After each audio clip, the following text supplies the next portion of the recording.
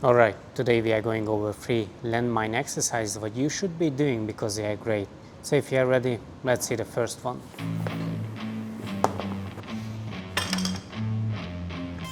And that is going to be a landmine chest press for the upper chest. And for this, you can use the V handle, or even if you have a smaller one, what we are not going to use today because I just prefer the bar, but you can just put it around there, and then if you have a friend to have the pickup part, then I say you have friends, or you can just use an elevation, what I normally do. And it is going to be upper chest because you are pushing it in a line when you are doing a incline dumbbell bench press, but in this one it is going to be a bit different. Now let's say that this is going to be similar to pinch press or anything where you are like pinching the weight, but it is not an isometric contraction and then other muscles are doing the work. Like in the pinch press is going to be your shoulder and you're just isometrically holding it with your chest.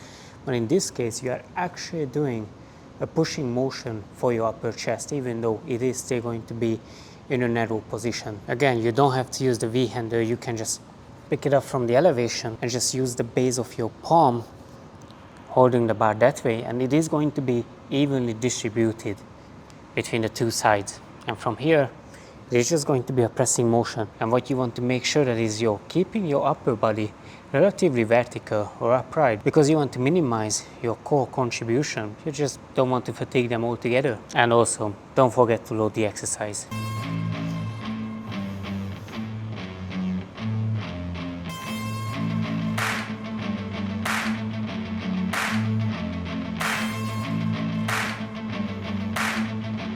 And the second one is the Meadow Row.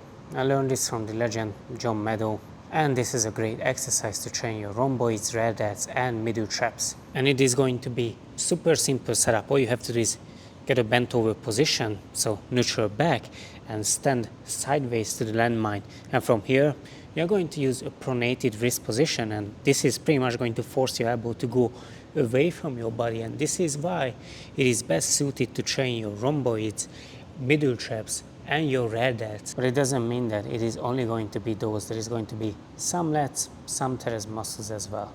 And from here, so rigid torso, and only focus on rowing with your elbow. And based on the angle what you have with your body, you can make it into a more upper back exercise or turn it into a rear delt one by closing that angle with your body. Again, some people say that it is their lower back giving up, and that is why they are not doing this exercise, which is fine, but you can always use a bench, or in this case it's going to be a box. You can use it as a support. And then from here, it is not going to be your core muscles giving up, but it is going to be the muscle what you are trying to train. I wanna taste the pain. I think I'm seeing all red. 2 bullets in the gun, 1 shot to the head. I need a blank space, 'cause everything is a threat, but I never back down, man. And the last one is landmine stiff leg deadlift or Romanian deadlift. The good thing about this setup is the stability.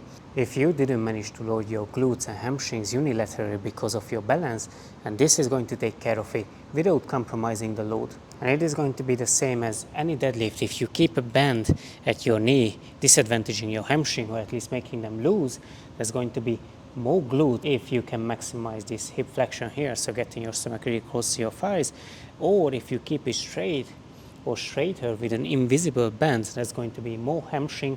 It is still going to be some glutes in there, so it's not just one or the other, it's just going to be biasing. And since this is a deadlift, all you have to focus on pushing your hip back. Once you can't push it back anymore, that's the end range of motion. And from there, you're just going to thrust your hip forward. And if you bend your knee, you can push it a bit more further back. That's why you can maximize this hip flexion. But if you keep it straight, and this is where you have to stop, then that's the end range of motion. Going lower than this is only going to invite your lower back, and that's going to eat up the exercise because you're going to round and then place tension on them. I'd rather be dead, I'm making love to face. She look better in bed, and I'ma rock this life till I take my last breath. I wanna make a change. I got 1 life left, so I'm gonna go down swinging, don't you forget. Everything is so boring. 3 simple landmine variation. In my opinion, they are great for different reasons than a dumbbell. So you can use it, but you also don't have to. Like, subscribe, hit the bell, watch this video next about cardio mistakes, another one of my favorite about the pullover. Talk to you soon.